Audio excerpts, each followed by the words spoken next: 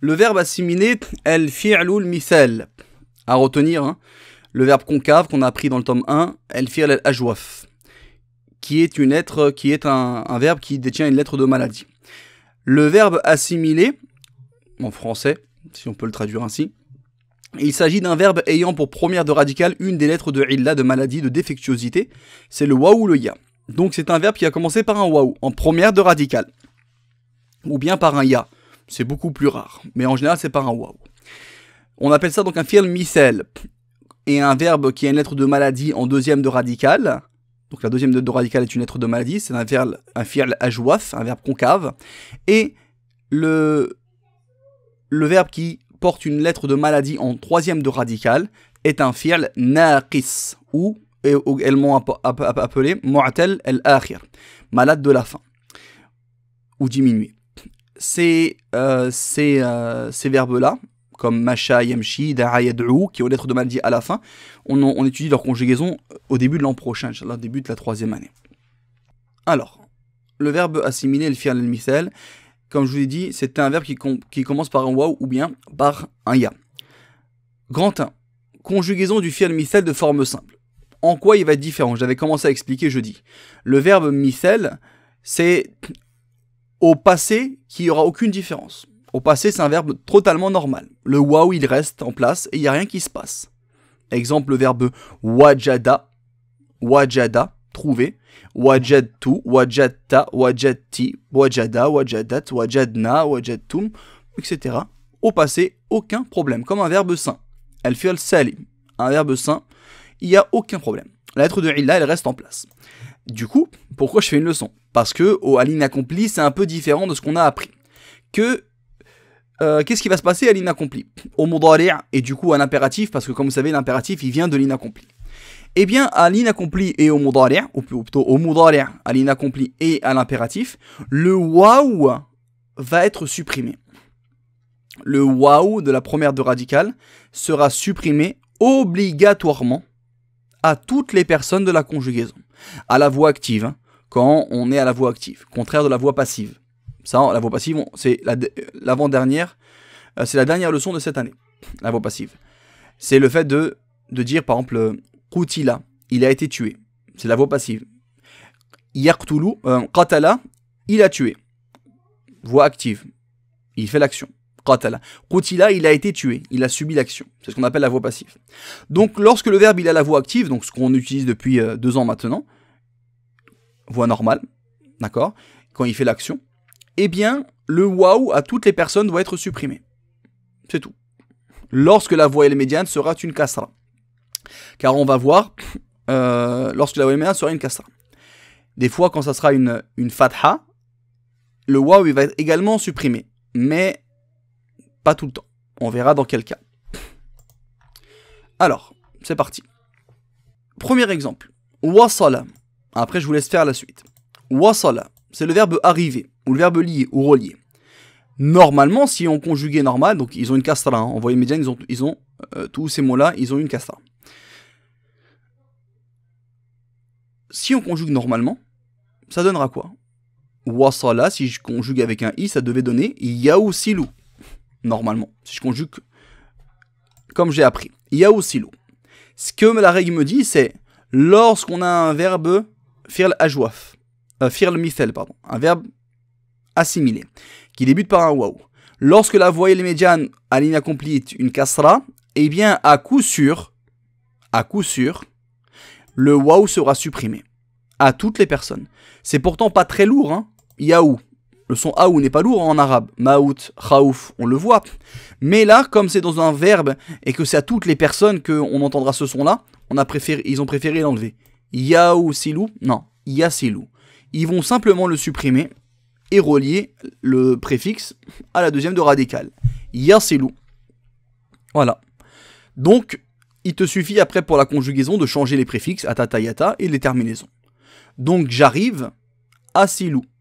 Tu arrives, tarsilou. Tu arrives, toi la fille, tarsilina. Il arrive, yasilou. Elle arrive, tarsilou. Nous arrivons, narsilou. Vous arrivez, tarsilouna. Vous arrivez, vous les femmes, tarsilna, yarsilouna, yarsilna, tarsilani, vous deux. Yarsilani, tarsilani. Vous avez compris le principe. C'est tout. Voilà. Après, le participe actif et passif, c'est comme des participes actifs et passifs des verbes de forme simple. Donc, participe actif de wasala, c'est wasil. Et participe passif, mausoul. Rien n'est supprimé. Mausoul. Comme le is mausoul, le pronom relatif. Alors, je vais vous demander, donc de ce tableau-là, chacun y passe. Il me dit ce que ça devait donner à la base et qu'est-ce que ça donne au final. En me citant à la suite le participe actif et passif. Yaousifu. Ça devait donner yaousifu, normalement. Mais là, qu'est-ce qui va se passer? Yasifu. C'est tout. On va supprimer le waouh et ça donne au final yasifu. On voit ça dans le Coran. Subhanahu wa ta'ala amma yasifun. Yasifun. Yasifuna, ils décrivent. Naam. Yasifu, il décrit participe actif. Ça, c'est normal, le participe actif. Wasif, une personne qui décrit. Et participe passif. Maousouf. Maousouf, très bien. Maousouf, c'est quelqu'un qui est décrit. Huwa maousoufun, il est décrit. Maousoufun. Shukran. Walada, c'est enfanter, engendrer, mettre à bas, mettre au monde. Walada, ça devait donner yaoulidou. Donc tous ces verbes, ils ont une kasra en voyelle médiane, comme je l'ai dit. Hein. Ça devait donner yaoulidou, mais c'est faux. Comment ça se conjuguera? Voilà, on enlève le waouh, et ça fait yalidou. Il engendre, il enfante. Comme dans le verset, lam yalid, ou lam yuled. Il n'a pas engendré. Il n'a pas une enfant.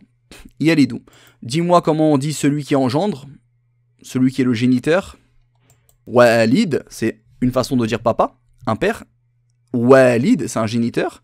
Au féminin, une mère. Walida, une personne qui enfante, qui engendre, oui. Et quelqu'un qui est engendré, un bébé, comment on dit un bébé qui a été engendré, qui a été enfanté.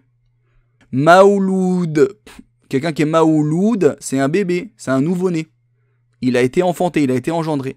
Maouloud. Naham. Incomber à, être obligatoire à. Wajaba, avec ala. D'accord? Wajaba ala. Wajaba ala al-muallimi, ceci, cela. Il a été obligatoire au professeur de ceci, cela. Ça devait donner yaoujibu. Et ça donne quoi au final? Yajibu. Comme l'expression utile qu'on a appris. Yajibu. Dis-moi obligatoire. Participe actif. Ce qui est obligatoire. Wajib. C'est comme ça qu'on dit obligatoire. Wajib. Et il n'y a pas de participe passif. Maoujoub. Pourquoi? Parce que être obligatoire, c'est un verbe d'état. Et les verbes d'état n'ont pas de participe passif. Être beau, être petit, être grand, être précieux, être malade. Ces mots-là n'ont pas de participe passif. Qui ont verbe d'état. Telle est la base. On continue. Se lever ou s'arrêter. La base c'est s'arrêter. Mais ça peut être utilisé parfois pour le sens de se lever. Waqafa. Ça devait donner quoi à la base? Yawqifu. Très bien. Et ça donnera quoi? Yaqifu. Yaqifu. C'est pas une permission. Je ne veux pas que l'on utilise ça. Ça, c'est juste pour vous montrer le cheminement. La base, c'est ça que je veux voir à la fin. Yaqifu, il s'arrête. D'accord? Allez-y, participe actif. Celui qui s'arrête. Waqif. Et ce qui est arrêté. Mawquf. Très bien. Parmi la science du hadith, on a ce qu'on appelle le hadith mawquf. Qu'est-ce qu'un hadith mawquf? C'est un hadith qui est arrêté. D'accord? Qui est arrêté. C'est-à-dire il a arrêté un compagnon par exemple. Et il nous manque un maillon de la chaîne. Arrêter un compagnon ou un tabiré. Promettre. Yaouidou normalement. Mais ça donnera quoi à la fin? Ya'idu. Ya'idu. Très bien. Il promet. Ya'idu. Comment on dit celui qui promet? Wa'id. Et ce qui est promis? Maw'oud. Très bien. Dans quelle sourate on a ce mot-là? Maw'oud. Dans une petite sourate. Was-sama'i dhatil buruj. Wal yawmil maw'oud. Et par le jour promis. Exhorter. Ya'idhu normalement, ce qui donnera en final. Ya'idhu. il exhorte. Comment on dit exhorte, celui qui exhorte? L'exhortateur. Wa'idh, et ce qui est exhorté, celui qui est exhorté. Maw'oudh. Shukran. Tiens, on continue un petit peu à l'oral. Wajada, trouver. Yajidu. Ouais, il trouve, yajidu. Participe actif. Wajid Mhm. et Mawjoud. Mawjoud, très bien. Un autre verbe. Warada, qui veut dire être rapporté. Yaridu, participe actif. Warid. Non, oui, c'est Ouais. ça. Et, Si- et donc, le dernier, c'est Maouloud. Voilà, Mawroud. Mawroud. Non. Allah dit dans Sourate Al-Ikhlas. Lam yalid wa lam yulad. Il n'a pas engendré. C'est le verbe walada à la base. Lam yalid. Ah, le verbe walada. Yaoulid, ça donne lam yalid. Il n'a point engendré. Wa lam yulad. Comme vous voyez à la voix passive, le wawil, et on n'a plus ce son aou. Donc à la voix passive, le waou il restera en place. Mais là, la voix passive, c'est pour plus tard. Et il n'a pas été engendré. Walam yulad. D'accord? Il n'a pas été engendré. Donc ni il a fait d'enfant, ni il a été lui-même un enfant. Ni il a enfanté, ni il a été enfanté. Allah Azza wa Jal. Allah dit dans Surat Saffat, Atad'ouna ba'lan, est-ce que vous invoquez Ba'al, c'est une idole, wa tadharuna, c'est le verbe wazara, yazaru. Il est très courant ça. Le verbe wazara, yazaru. Wa tadharuna al-akhirah. Il est dans les petites sourates également. Wazaruna, c'est le verbe, c'est comme taraka yatruku. D'ailleurs, il va passer dans le vocabulaire. Wazara yazaru. Ok? Il est avec une fatha, mais le waw il est également supprimé. Car on verra quand est-ce que quand il y a une fatha, le waw n'est pas supprimé. C'est quand au passé, c'est une kasra. C'est pas le cas ici. Donc le waw a été supprimé. Watazaruna au lieu de taouzaruna. Et vous délaissez. Watazaruna, c'est comme watatrukuna. Et vous délaissez quoi? Et vous délaissez qui? Ahsan al-khaliqina.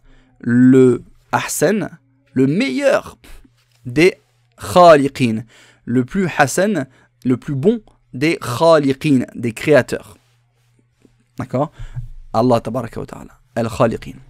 Dans Surat Luqman, Allah Azza wa Jal dit Wa idh qala Luqmanu, et lorsque Luqman a dit, Luqman manon min as-sarf, nom propre non arabe, et en plus il se termine par an.